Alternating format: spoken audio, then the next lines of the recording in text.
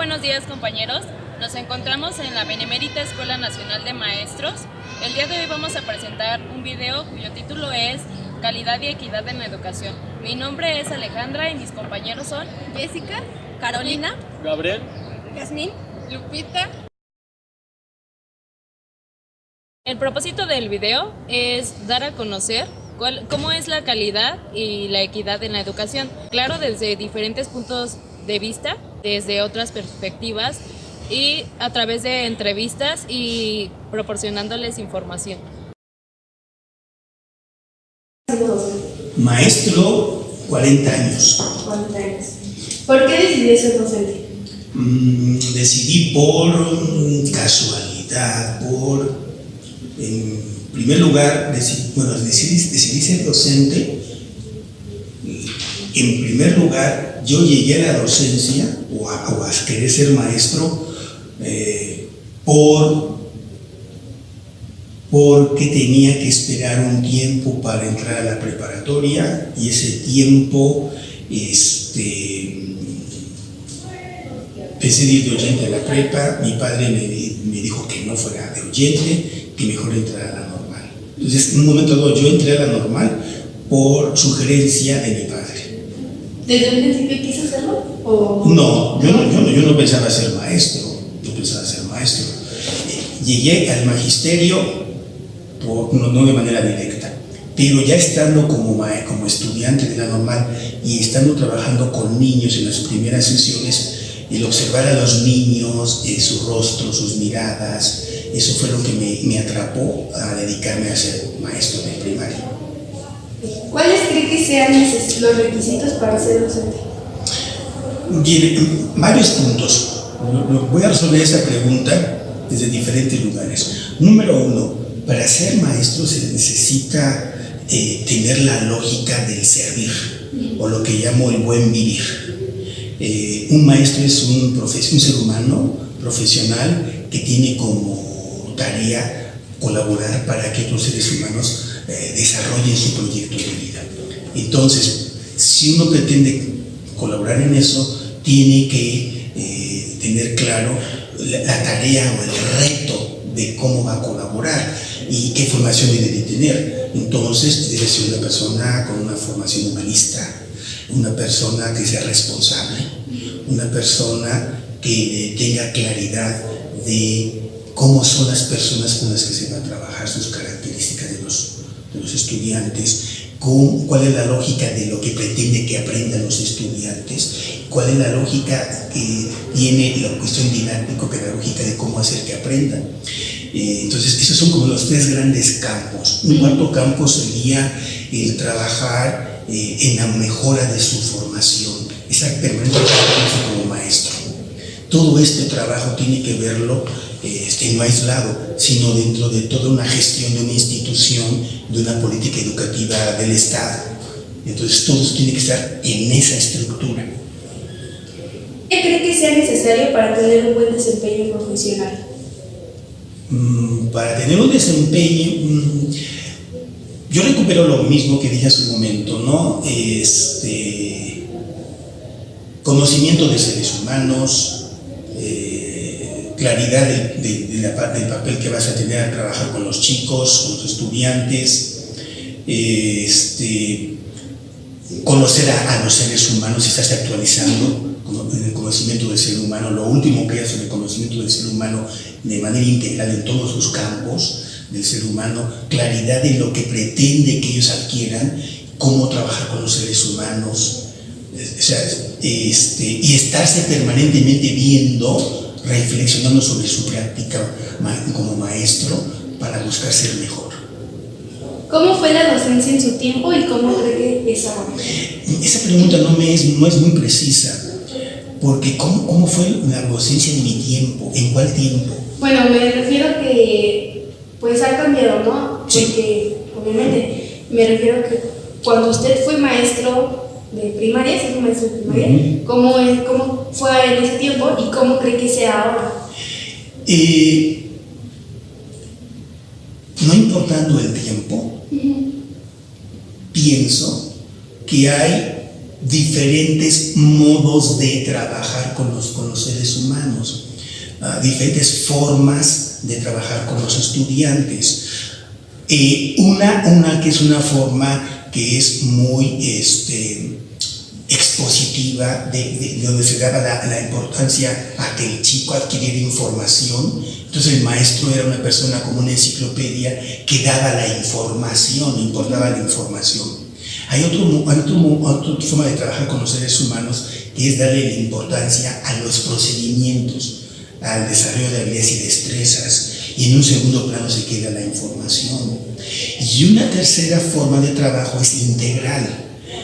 La forma de trabajo integral es tener un enfoque formativo, y en el enfoque formativo importa mucho el que el ser humano desarrolle todos sus talentos. Eso implica desarrolle actitudes, desarrolle habilidades y destrezas, y construye y reconstruya conceptos. Entonces, esto yo pienso que no es de un tiempo nada más. Esto puede ser desde la historia en que el ser humano está educando a otros seres humanos en las escuelas. Esas tres modalidades, 1987.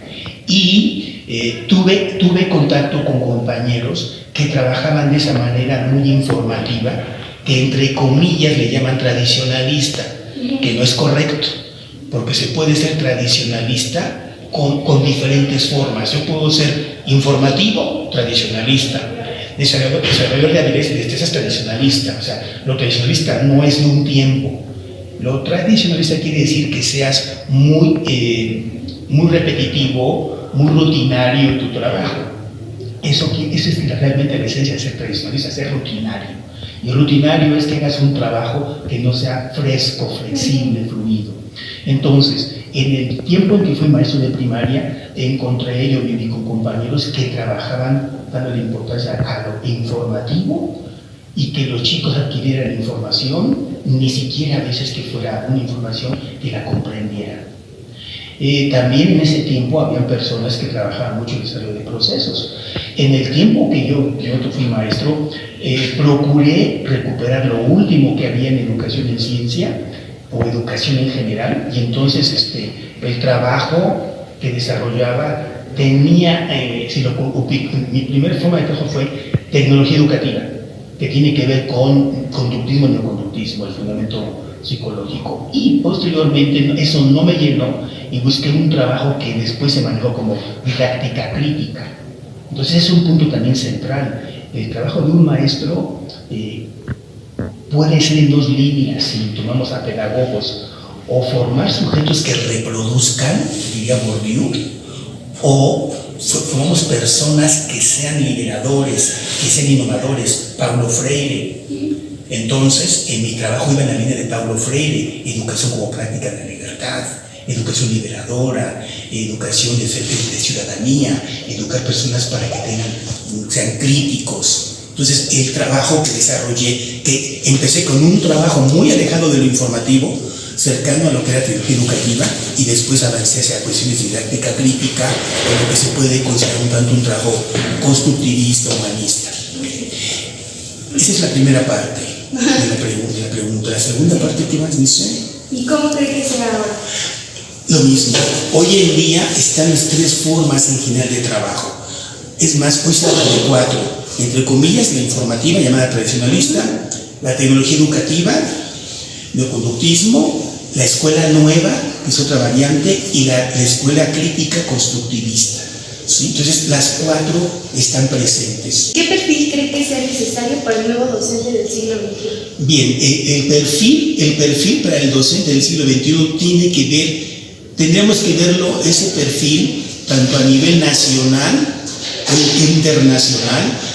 Hoy en día es importante, con eso de la mundialización, que se formen maestros que no únicamente puedan trabajar profesionalmente en una nación, sino que se puedan mover en el planeta. Entonces, para precisar cuáles son esas características del perfil del maestro de hoy en día, necesitamos ver cuáles son las necesidades internacionales para formar ciudadanos del mundo, y en un momento dado las específicas del país. A veces sería hasta las específicas de la región. Y no quiero que parezca contradictorio, pero es importante que tengamos claridad qué ciudadano se requiere formar, qué ciudadano mexicano se requiere formar para ahorita y para el futuro. Y entonces habría que ver cuáles son, qué es lo que se tiene como prospectiva, cuáles son los rasgos, las características, si uno quiere, las competencias que debe demostrar un ciudadano para vivir en este planeta, en este siglo. Y a partir de ahí, entonces, cómo hay que trabajar para garantizar la formación de esas competencias. ¿Qué es lo que se tiende a trabajar a nivel mundial, ¿no? Lo trabaja la OCDE, México recupera elementos de la OCDE, pero habría que ver si eso que plantea la OCDE no es muy tendencia al que llamamos neoliberal, y habría que construir o enriquecer esas competencias. ¿Qué piensa sobre la evaluación que se le hace al docente? Punto número 1, la evaluación hay que entenderla como un proceso de valorar para mejorar. ¿Cómo está algo? ¿Cómo está una acción? ¿Cómo está un proceso? La evaluación es un proceso humano, es indispensable para la mejora. Entonces, esa concepción esa cultura de la evaluación siempre está presente. Punto 1. Punto 2. Si el maestro es una persona que valora el logro de los estudiantes, por lo tanto, él también debe ser un sujeto que sea valorado en su desempeño como maestro. Entonces, eso es obvio, es indispensable para que él mejore como maestro. ¿Qué materiales son necesarios para poder ser evaluado? Antes de entrar a materiales, más que materiales, se tiene que ver cuáles son las preguntas básicas que hay que resolver para valorar el desempeño de un maestro. Entonces, en el desempeño de un maestro, uno puede tomar, si yo hablara de momentos, yo me puedo valorar como maestro en qué tanto yo conozco a los estudiantes con los que voy a trabajar como son. ¿Qué tanto yo como maestro estoy actualizado en lo que pretendo que aprendan y en los que tienen que ver con los programas y planes de estudios oficiales? ¿Qué tanto los conozco y los domino? ¿Qué tanto sé planificar? ¿Qué tanto sé yo desarrollar lo planificado? ¿Qué tanto estoy tomando en cuenta en la intervención? Entonces, de manera muy sintética, esa pregunta yo la resolvería con las dimensiones, que están reflejadas en el documento de perfil, parámetros e indicadores que tenemos para educación básica en México por parte de la SEP. Si uno revisa sus dimensiones, esas dimensiones me parecen adecuadas y que las podemos ocupar para educación básica y hacer la adecuación para nivel superior. Okay. ¿Usted cree que sean importantes la calidad y equidad en la escuela? Allí, ¿qué entender por calidad? La palabra calidad es una palabra, diría, con muchos significados. Es una palabra muy resbalosa. Para algunas personas, calidad tiene que ver con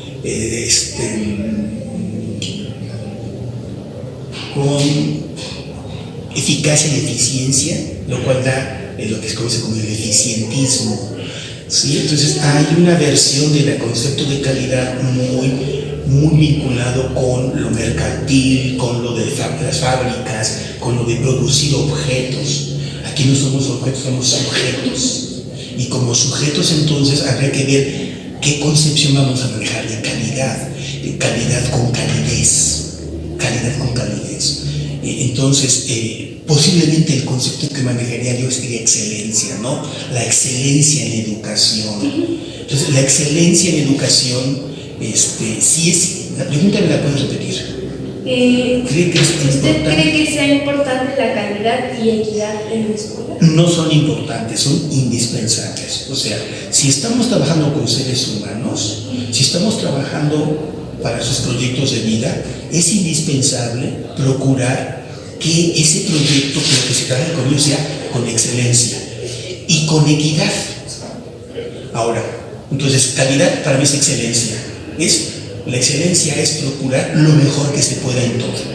Y la equidad, la definición que tengo de equidad tiene que ver con colaborar para que el que menos puede llegue a la par, desarrolle todas sus potencialidades. ¿Sí? O sea, personas, seres humanos que están en condiciones de un piso disparejo. ¿Sí? Entonces, algo es inequitativo cuando a quien menos puede no se colabora para que se empareje con los que pueden. ¿Qué cree que sea necesario para que haya equidad y calidad en la escuela? Lo primero es tener claridad en qué consiste esto. Lo segundo es tener como parte de la misión de la escuela o de la perspectiva de la escuela, tener claridad en querer lograr la excelencia y en trabajar para la equidad. O sea, que se trabaje. Podemos hablar que se haga una gestión pedagógica, una gestión institucional que vaya hacia la excelencia y hacia la equidad. ¿Usted qué haría para mejorar la calidad y equidad en la escuela? Reitero lo mismo que dije en la pregunta anterior. La respuesta es, número uno, para lograr esto,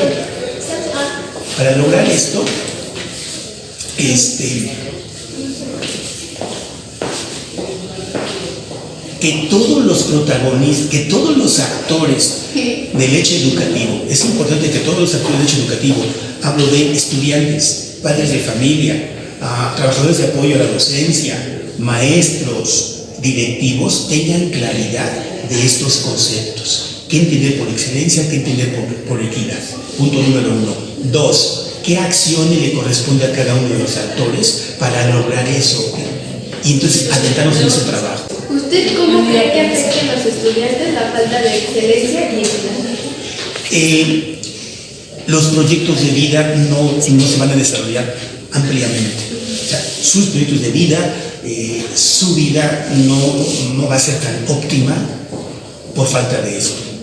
En el tiempo que lleva siendo docente, ¿cree que la calidad y equidad avanzó o retrocedió y por qué?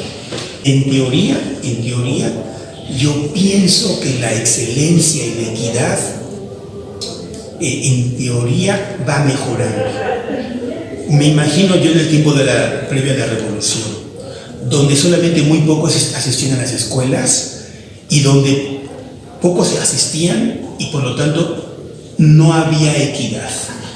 ¿Sí? Entonces, pienso que las políticas educativas del Estado han tendido a incrementar la excelencia y la equidad. Buenos días, mi nombre es María Guadalupe Sotelo. Le vamos a hacer una entrevista a una maestra de primaria. Buenas tardes, estamos aquí con la maestra Joana Edith García Rodríguez. Le voy a hacer unas preguntas. ¿Cuánto tiempo lleva siendo docente? 1 año y medio.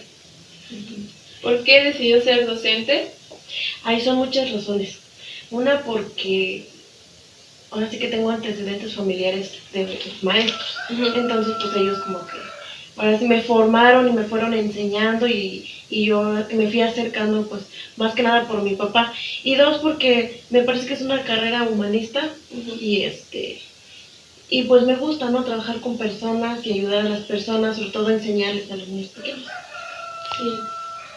Sí. ¿Cuáles cree que sean los requisitos para ser docente? Híjole. Los requisitos para ser, es que pues no es que haya requisitos, simple y sencillamente es que tengan ganas de hacer, o sea, que hagan las cosas bien y sobre todo que tengan voluntad. Sí. ¿Usted cree que todos pueden ser docentes? ¿Y por qué? Yo creo que todos, el que quiera ser maestro puede estudiar para ser maestro, o sea, cualquiera podría hacerlo. Lo que no estoy de acuerdo es que un ingeniero o alguien que no esté preparado, ¿no? Dentro de la docencia, pues dé clases, ¿no? Porque, pues sí, ellos saben muchísimo, pero no tienen la didáctica, ¿no? O sea, a lo mejor, sí sé hacer las ecuaciones de 3er grado y todo, pero a la hora de explicarlo, a ver si, o sea, no son como que no se desempeñan como lo haría un maestro, siento yo. ¿Cree que sea necesario para tener, ¿qué cree que sea necesario para tener un buen desempeño profesional?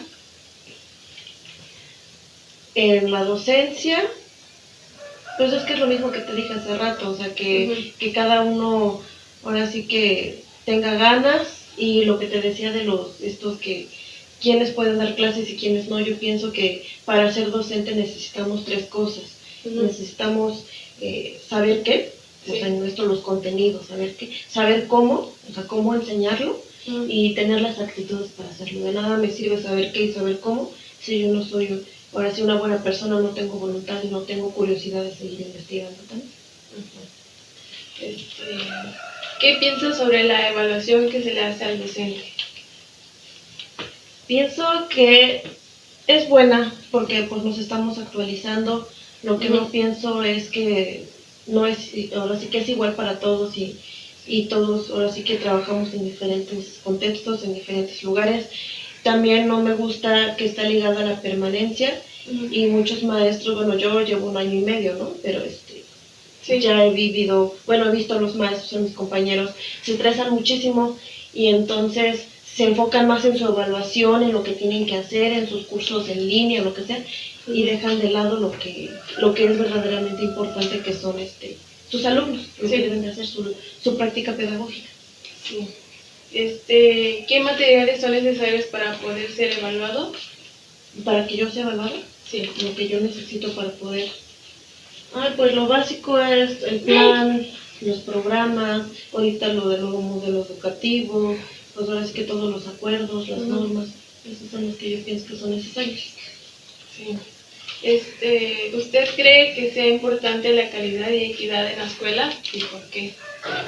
Pues la calidad y equidad me parece que son 2 términos completamente diferentes. Bueno, desde mi punto de vista, como que van a diferentes lados, a lo mejor en algún momento sí se unen, ¿no? Pues calidad es más que nada, en la educación es pues formar personas que se desenvuelvan bien, o sea, y la equidad pues es ahora sí que tratar a todos por igual. Entonces, pues para mí sí es importante. ¿Por qué? Porque es la base de todo, ¿no? La calidad, pues si no es de calidad, entonces como para qué lo estoy haciendo, ¿no? Tengo que hacer las cosas bien, formar a los niños bien. Y equidad también, pues porque ahora sí que es algo que se está viniendo dando en estas últimas generaciones, de que haya equidad, que todos seamos iguales. Y en la escuela, pues muchísimo más. Sí. ¿Usted qué haría para mejorar la calidad y equidad en la primaria? La calidad, pues con mi trabajo, ¿no? Ahora sí que, ya te decía, para mí siempre es la voluntad, tener la voluntad de hacer las cosas, porque muchas veces dicen, hoy sí voy a hacer con mis alumnos esto, y voy a hacer con mis alumnos lo otro, y al final no lo hacemos. Entonces, tener la actitud de hacerlo y seguirme actualizando.